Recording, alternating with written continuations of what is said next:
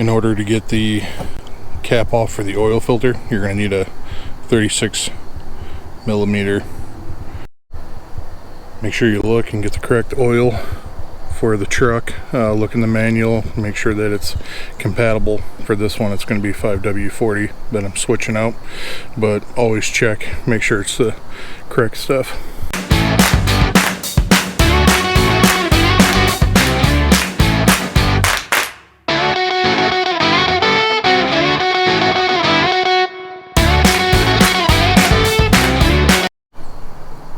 Then other than the oil, you're going to need to replace the oil filter. I always use the Ford manufacturer's one. They've always worked really well. There are other ones, but as I'll show you in a little bit, you can run into some difficulty if you don't stick with the same one that you've been using with the manufacturers.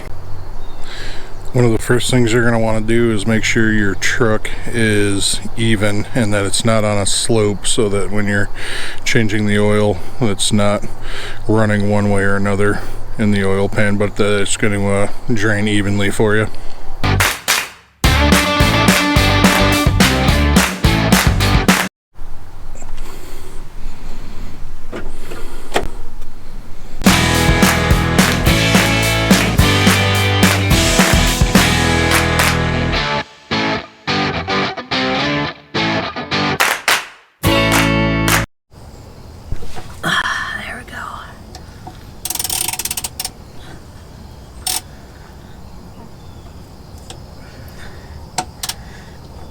You can edit this to make me look better, right?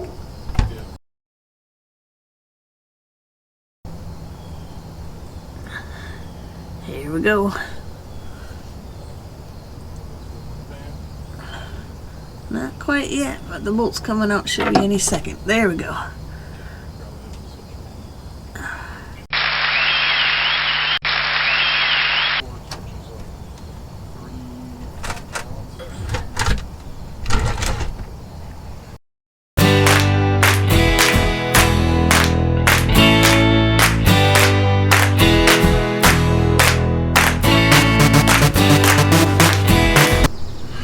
Here's where the oil filter is located. You can tell the difference between the tops here. This is where the 36 millimeter fits right on top of there, and then this is actually your diesel fuel filter that you can replace. But here's the oil filter, and this is what I was talking about earlier, where if you get the wrong size filter, they're different heights. So if you get a non-factory filter, they can be taller and it'll require a different top to fit the different size. So it's okay if you stick with the same type, it'll be the same size and you can reuse the cap on it.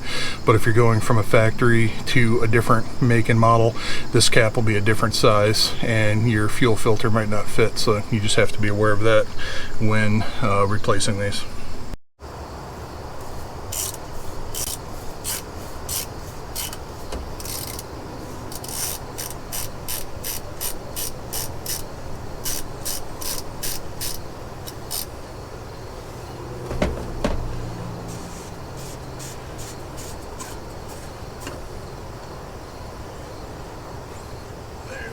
Filter, the oil, and then the ring on it. You always want to replace these rings. The new filter comes with that, but that's what it looks like. So now that it's draining on the bottom, we open it up here and allow all that oil to drain out. So here's the old O-ring, here's the new one. I want to take that guy off.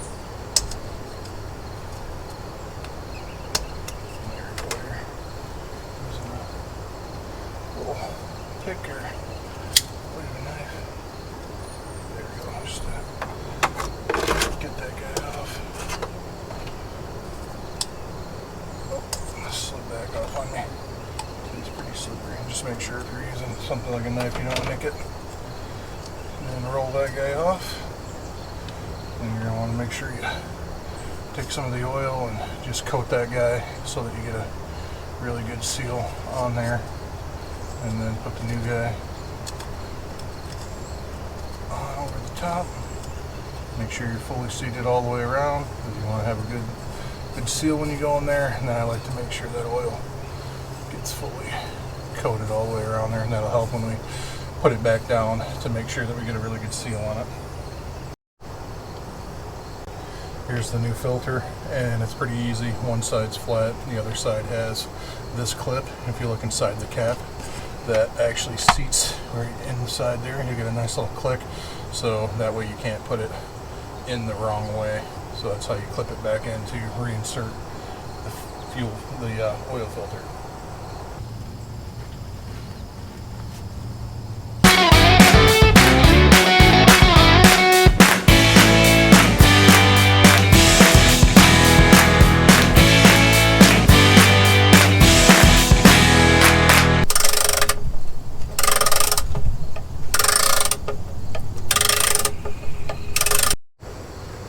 So now that we have the plug back in the bottom, we'll go ahead and add a little bit of oil into the housing there just to top that off to make sure there's not an air pocket in there. When we do the oil filter, you can really tell the difference in the clarity of this oil and the stuff we just took out.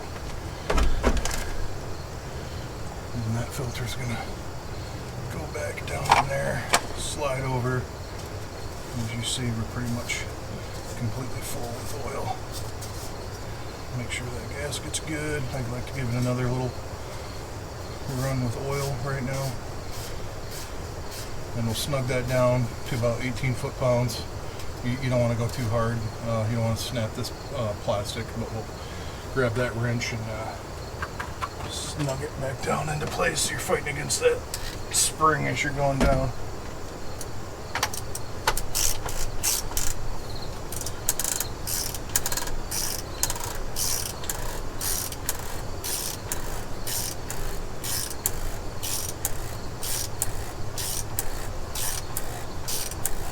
So there's like no resistance right now. I'm just kind of turning right there. It just got the resistance. Snug that down. Do not go too hard or you'll snap that plastic and lose everything, but the oil filter is replaced. So now we'll go ahead and refill the oil. And for this truck, it should take about 15 quarts.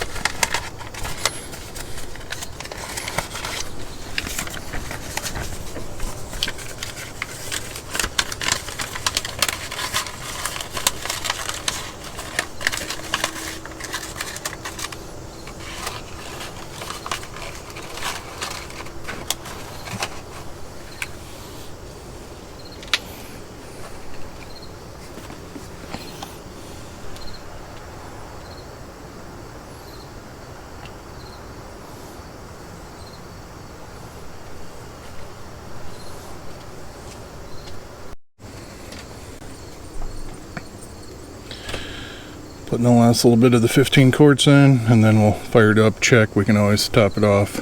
I just want to make sure I leave one on the bottom there. So we'll have a little bit of extra oil for the next time.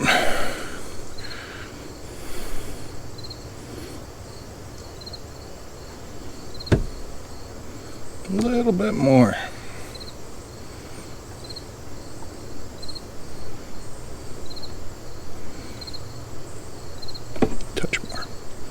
Getting close. Oh God, I overshot. Nope, that's about perfect. Excellent. That beep was the sound of the oil has reached complete status. Alright, so we'll go ahead and put this back on. This is a nice little trick that you can just dispose of the paper when you're done. You don't have to worry about cleaning up any plastic filters. That was just a sheet of computer paper. That should be good to dispose of. Now you can see how nasty that old oil looks, how dirty. That's why it's important, especially in a diesel, to maintain your oil and change them at the correct time. So always follow the guidelines, because it can get pretty nasty here. And then just make sure, recycle the oil. There's you know, usually the community recycling center has an oil drop-off thing that you can do the responsible thing with, or if you're not able to do that, try to get some use out of it. I like to throw it on the village that I'm pillaging from my enemies and burn it down. Or if you have a house with really high walls, you can heat this up, and if people are ever trying to seize your house, it's a really good deterrent that you can pour over the walls and get a little second use out of that. So, you know, reduce, reuse, recycle.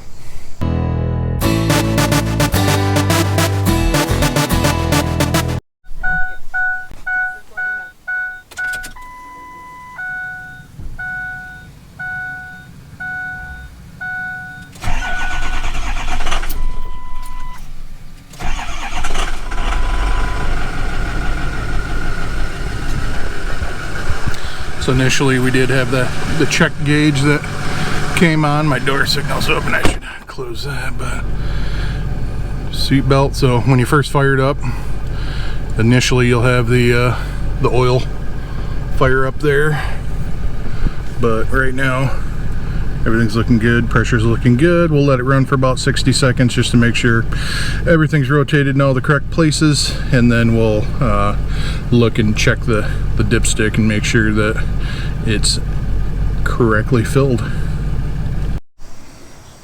Alright, now we just want to check the dipstick now that we've run the engine. We've circulated all the oil, just wipe it off so we know that we're getting an accurate reading. Put it back in there.